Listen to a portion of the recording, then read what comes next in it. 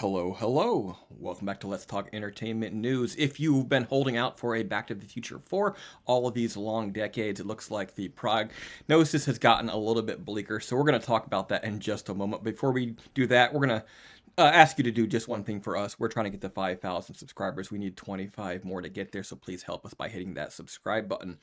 All right, then. Here we are for Let's Talk Entertainment News for your Friday morning.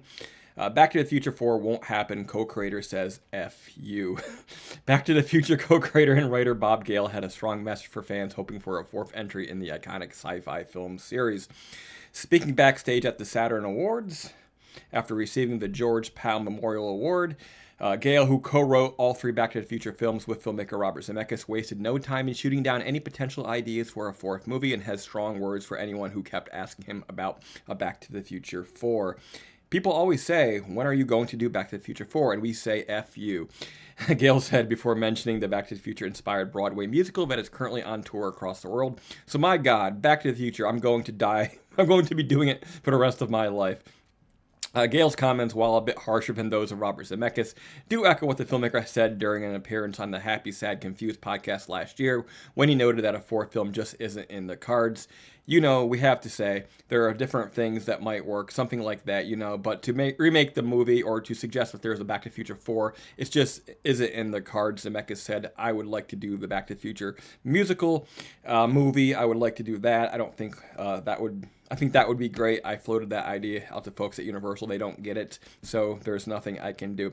Probably best not to do a musical after the reception of Joker 2. But yeah, a little bit harsh, but you have to figure that it's been probably pretty annoying to be getting decades worth of questions asking when. On one hand, I think, yeah, leave it alone. A very good trilogy of films that's been important to me throughout my life. Don't mess it up.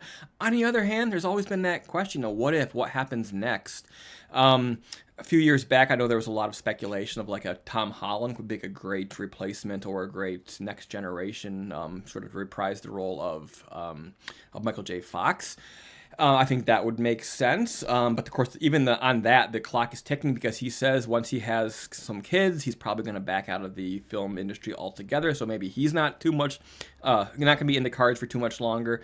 I always thought that it'd be interesting to do whether a movie or a show take a darker turn and sort of suggest that that too much time travel could lead to neurological disorders like Parkinson's, like Michael J. Fox has, and then sort of work in something where, like, say his father wrote a science fiction novel where he brings in some real life and he remembers the moment when he realized that he'd already met his son decades earlier in the 1950s. So somebody gets investigating that. They sort of stumble across Michael J. Fox and Doc Brown and that whole story, and they sort of end up finding a DeLorean and going on their own adventure or something like that. I think there's a lot of possibilities. Maybe the streaming TV market would be the best place.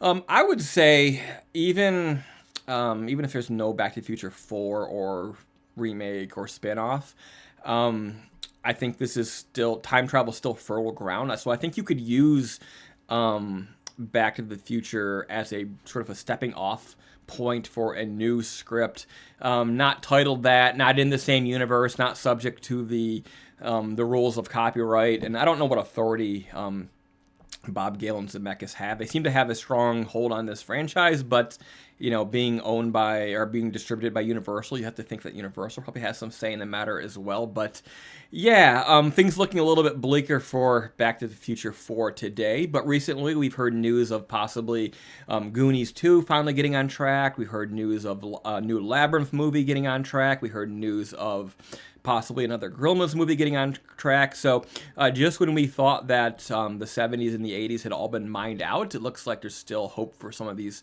franchises to be revived, if indeed you find such an occurrence to be hopeful. I know a lot of people, you know, get that feeling that, oh, they're ruining my childhood. I don't agree.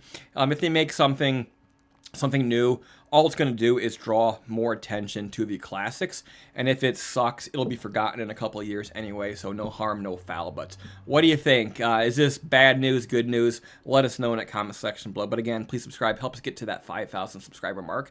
Until next time, I'll see you in the future, I guess. See you later.